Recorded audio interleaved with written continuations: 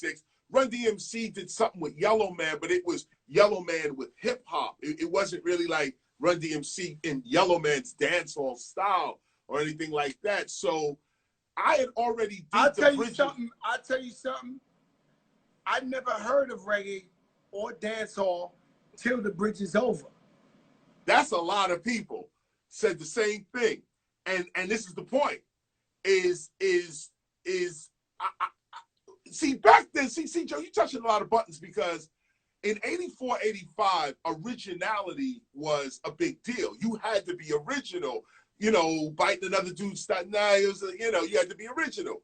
So we were all looking for ways to be original. You had Fat Boys, Houdini, Run DMC, you know, these were, you know, over the top imaginary group scenarios. And so I wanted to come with something that I knew we was listening to every day in the Bronx, Gun Hill Road, every day on Flatbush Ave, Brooklyn, every day on Jamaica Ave, Queens, every day in Harlem. I said, I know we listening to this right here. Why can't I? So I wrote The Bridge Is Over first. When we got into the confrontation with MC Shan. Who made the beat? Scholar Rock? Me. Well, we all had a taste. The beat comes off of a wall in the bathroom of the shelter at 166th Street in Boston Road. I used to beat on the wall. That's across the street from my block. That's right. Forest Projects was right there. You know the deal. We were hitting the wall like that. So I made the beat on the drum machine. I banged out the first beat, and then Said G took it over from there. We did the beat over. Said G did it again and put the doubles in it and all the tat and all of that. That's Said G straight up. Shout out to Said G. He told me that. I ain't quite believe him. I ain't gonna lie to you, Chris. Nah. He told me like you said you didn't believe him. Nah, I didn't believe him like that. And I love Said G's, but you know, I was like, why am I hearing this 25 years later? Like, I should have heard this a long time ago. Now, Chris, what made you? Was it? Let's be honest. Was it what we call now? And you can ask your daughter what this means. A clout chaser? Was you clout chasing them, or you really had a deliberate problem with MC Shan? It was both. Let me admit right now that it was both. Mr. Magic and the Juice Crew was the shit. This was the crew to be with. If you was a dude like me, like I'm spitting raw in the street, we trying to get on, ain't nobody putting nobody on. It's Mr. Magic. You had to go there. So we originally went to Mr. Magic with our demo to be in the Juice Crew. So Magic disses us, and that starts the battle. Because he said, basically, and I'm paraphrasing, basically that the Juice Crew, what they're doing is what's dope and happening. And my little conscious records and trying to stop the violence, that was not it. So he played us, and that's what I had. I had elementary, advanced, and the lyrics to My Philosophy on another beat. And we took that to him, and he was like, nah, this is whack, and we're not really dealing with it. So then the battle started. So in one breath, I can't front and say that, no, we wanted to be down with them. Let's get that clear. We wanted to be down with the Juice Crew. We wanted to be down with all of the hot This is a joke for a moment. This is a joke for a moment. I don't think I ever heard you say you wanted to be down with them. We wanted so they were the powers to be. Then they dissed you, and so you said, I'm gonna go for the king, MC Shan, the leader. Well, Shan wasn't really the king. Shantae was the queen. Remember back then, Shantae was destroying too. I'm Shantae. Brahms, Jimmy Brahms are fresh. I'm Shantae. She was out of control. Shantae had everybody shook. Okay, Shantae. After with UTFO, it was on from there. And then we heard a little something how she was doing dudes in Queens, how she was doing battles and stuff like this. So it was really Shantae. And then from there you had Biz, and Biz was a beast with the beatbox. and all that. He made my favorite song, singular song, rap song of all time is "The Vapors" by Biz Markie. Oh, word. And I didn't know yesterday Big Daddy Kane was on here. He told me he wrote that. And I was like, word? I was like, yo, Kane, you wrote my favorite song ever. Whoa. He wrote that shit. Yo. We're going to be all over the place because, you know, it's too much to talk to you about. But Kane, so I asked Kane, right? Because the way it goes with Terror Squad is if you got beef with one of us, you got beef with everybody. So I asked Kane, you Juice Crew, Coogee Rappers Juice Crew, Shantae, all that. How you let Chris come at MC Shan and y'all ain't really jump on him as the Juice Crew? So he started breaking down to me how you and him was friends and you helped him move out his mother's house. You carried this velvet couch and he said, I was not going to go against Chris. He was my man. And I told Mr. Magic and them that. He said since then, MC Shan and Mr. Magic really ain't fuck with Kane no like that. Right. Right. Do you think you would have been Blastmaster KRS-One if the whole entire Master Ace, Craig G, Coogee Rap, all of them was trying to light you up? You think you would have fought? You think you would have got this far? Yes. In fact, I might have went further because back then, Joe, listen, now you're going to have to be honest. When we first started BDP, first of all, wait a minute. Hold up. Hold up. You see this? This right here? You see this? Just as a reminder. I don't know. Maybe some dudes forgot. I don't know what it is, but let me just show it one more time. Okay, see that? I got a little, let me get the light out the way right there. Okay, see that? Okay. Now, these dudes here are the first time real street dudes picked up the mic and started talking. Now, the Juice Crew, for me, I always, first of all, Shan is my dog. I mean, Shan is my dog, but Kane was my man first. And me and Kane was in Brooklyn. And what it was I lived on Clarendon and Avenue D in Brooklyn. Kane was like 2 blocks up. And he was moving out the crib, had nobody to help him move out the crib. We moved everything, not just the couch. We had equipment, all types of stuff we was moving with Kane. So Kane was trying to get on as well. And we were part of a group of neighborhood MCs that were just really just battling each other and trying to make a name for ourselves in the Bronx, in Brooklyn, in Harlem. We'd all meet at Latin Quarters, you know, all this type of stuff. Wow. So actually, it wasn't even Latin Quarters, and I'm sorry, it was the Roxy. Let me get this right. It was the Roxy back in the days. So Kane was my man, no doubt, and I know that just out of MCing, Kane would have definitely stepped up. But the way the Juice Crew was treating him at the time, I don't think Kane really wanted to even stick his neck out. That's what he's telling me, but he told me yesterday, later on, that he always wanted to smoke with you. Yes. He told me that everybody wants him to go up against Rakim, not in the verses, but in a real battle. And he said, Rakim's the GOAT, but he don't think Rakim is a battle rapper. He always wanted to battle against you. Right. Kane's always saying that. And I'm always here. Kane always saying that. Yo, I think it's going to be you. We've been talking the same shit for 25 years, okay? Look, I gets down, okay? I eat, sleep, and breathe this shit, okay? So, you know, it would be great. I mean, I'll tell you the truth.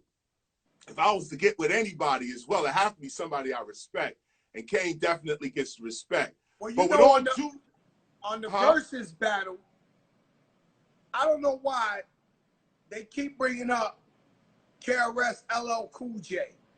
I've been looking at all the comments on Twitter, and do you think that's the right battle, LL Cool J? Well, you know you're both my idols. You know that. I don't know. I don't know. I might have to poke your other idol over there. Because personally, Joe, I don't think anybody is stepping to me. Okay, let me start right there. I don't think anybody's stepping to me, and I'm not saying that arrogantly. I just know who I am, and I know what it is. When it comes to that mic game, and it comes to that right there, now look, I might not be able to cook. I might not be able to drive a cab. I might not be a mathematician. But when you say, yo, let's get on that mic and let's move this crowd or let's have this battle or whatever it is, I'm not the one you want to fuck with. This is not where you come. This is not where you go. This is a detour. Detour. That's what this is. Because yo, Chris, if you don't follow the detour, there will be reconstruction on your entire career. Doing their homework. And going back, I mean, look, this is what history is all about. Go back, do the homework, take a listen. Those that don't want to go back, you can check me online right now. You can leave us right now. Go check some of my live shows. You see my freestyle. If you think you're going to rock with KRS, let's go. And that goes for any motherfucker out there. Really. Oh, my God. Yo, Chris, listen. That's why you're my idol. But listen. Would you do a versus with LL Cool J? Of course, but I think the verses, let me be clear with the verses. They just songs. They're not battles. They're not song for song. Song for song, celebration of rap. It ain't battle. I don't think LL would survive. My shit is thorough, Joe. I ain't bragging. I'm not bragging and I'm not being arrogant. I don't think he would survive. I got 25 albums, G. I don't think he survived. Yo, Chris. James Star Smith, you heard it first here. This is a Joker moment. This is the big show. KRS-One in a beautiful celebration of life. Enjoy. You out for the verses. He has called you out. LL Cool J is my idol, and no you doubt. Are my idol. And no you know doubt. I told you this since the first day I ever met you. I said, listen, Chris, you my idol, but I love LL too. No doubt. I explained that to you, and you respected that. I remember one year I had my birthday at the Fever. No doubt. And Puffy was there, Biggie, everybody. And you was destroying the place, and LL came in. Yes. 3 in the morning while you was on stage, and the crowd going crazy because realistically, we never really seen LL Cool J in the hood in our life. Right. So I had met him like a week before, and I invited him. And I said, "Yo, come," but he showed up. And I remember when he showed up, that was when Flavor in Your Ear was the hottest beat in the world. And when he showed up, you looked at me and you smiled, and you passed him the mic. And then he said, yo, throw that Craig Mack shit on. He kicked the freestyle. Never heard him kick before. That's right. But for me, looking up to y'all being my idols, I couldn't believe I had both of y'all on the same stage in the Bronx at the same time. It was crazy. I wouldn't know what to do watching y'all in the versus battle. I would probably die. I would need like one of them straight jackets. Like, I just for me, right? How many albums? I mean, but how would you do that? Because song for song, he plays 20 records, you play 20 records. But 20 records is just criminal-minded, and by all means necessary. That's 20 records. Yeah, but it got to be the biggest 20 records. Snoop Dogg is a museum, a walking institution.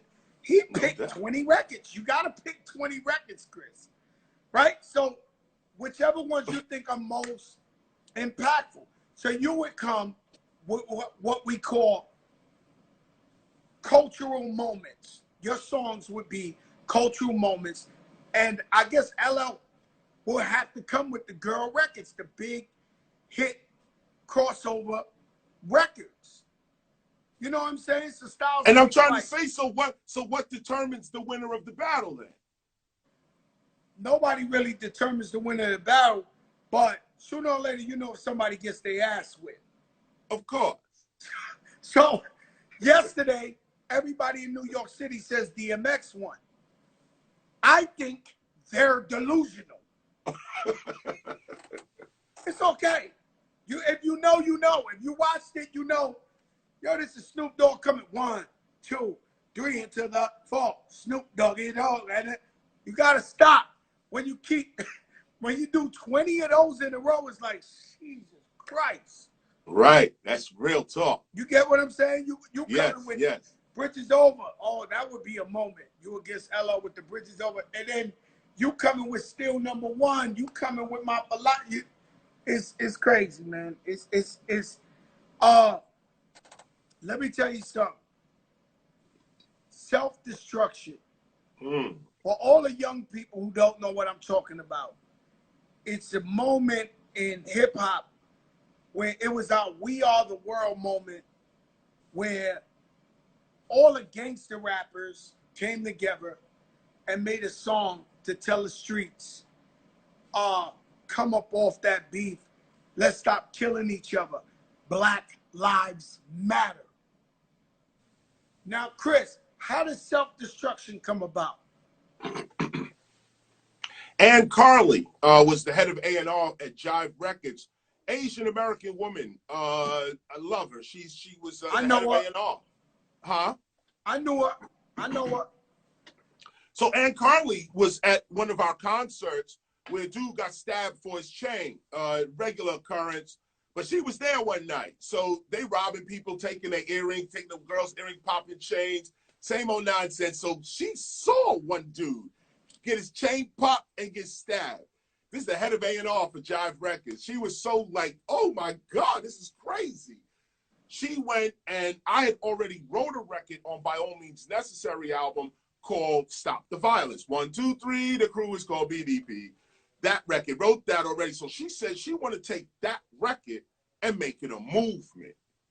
And I was, of course, like, yo, word up. This is exactly what we need. It's the direction I was already going in. But she's the one who said, let me take this record and make what is called the Stop the Violence movement. She already had Nelson George down. Big up to Nelson George. He was a writer back then for Billboard magazine. He produces now for television and VH1 and all Nelson that. George, break down who he is to me, because I never knew who he is.